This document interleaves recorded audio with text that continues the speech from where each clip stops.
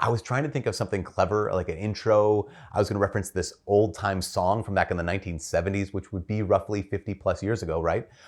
Called You're So Vain. I think by Carly Simon. Is that who sang You're So Vain? Hi, my name is Father Mike Schmitz, and this is Ascension Presents, the topic of vanity. Let's go. Vanity is what? What is vanity not? Well, first of all, vanity is not the little chest of drawers with a mirror on it. That actually is a vanity, right? But that's not the vanity we're talking about. Also, secondly, vanity or being vain isn't just thinking the song is about you.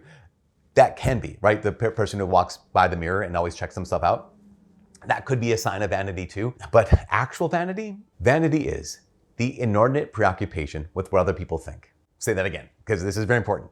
The inordinate preoccupation with what other people think. And so if that's the definition of vanity, a shy person could be vain. Like if a boastful person could be vain. Any person could be vain. Why?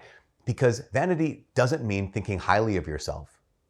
Vanity is the inordinate preoccupation with what other people think.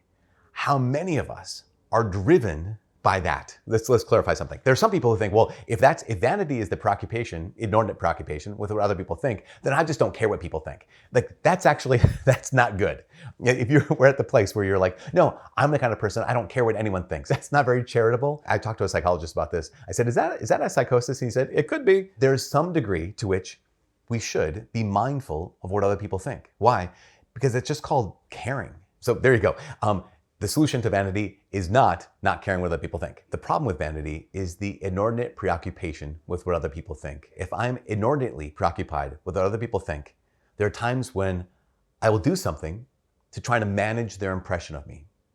There's times I might not do something that I should be doing because I want to control how they think of me. If I'm constantly walking through life and constantly trying to do this impression management, right? Or this image management kind of dance around people, there are times when I will not say the truth that should be said because I care what other people think too much. Or there are times when I won't do the right thing, the courageous thing that needs to be done because I care too much what other people think. Or there are times when I will say something that I don't actually believe is true because I care too much with what other people think. Sometimes social media is a place where our vanities get on display. Life is a place where vanity gets on display, but you can look back on maybe some of our social media posts and think like, oh, wait, I only said that because I felt pressured to say that. I only stood up for this thing, not because I actually believe it's true or believe it's right or good, but because everyone was saying that and I didn't want to get canceled. I didn't want to get shut out. I didn't want to get left out. I said it not because I believed it. I said it to fit in. I said it to blend in. I said it why? Because I had the inordinate preoccupation with what other people think. I can't imagine how many times in my life when I did not stand up for the Lord, when I didn't bear witness to Jesus Christ and all that he's done. Because in that moment, I cared more about what someone else thought than about the truth of this moment. I cared more about what someone thought of me rather than, oh, this word might actually help this person. You know, one of the solutions for vanity, right, the inordinate preoccupation with what other people think, is not just having more courage, although sometimes that is the case. Have more boldness, be willing to say. That could be the case.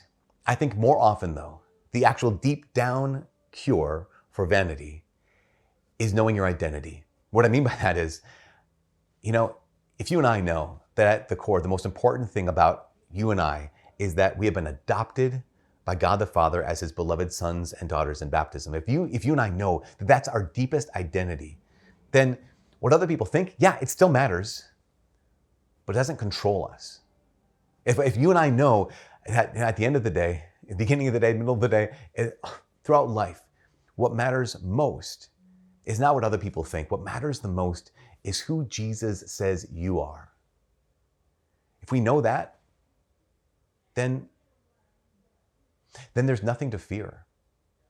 There's no image someone might have of us that we can fear, no opinion someone else can have for us that we would fear. Nothing actually even anyone could say about us that we would fear. Why?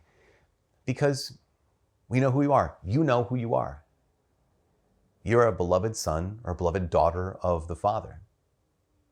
Because of that, there's no room for vanity. Yeah, of course we care what other people think. That's a good thing.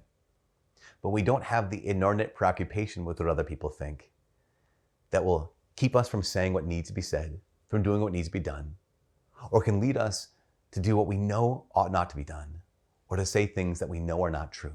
So, vanity gets killed when you discover your true identity.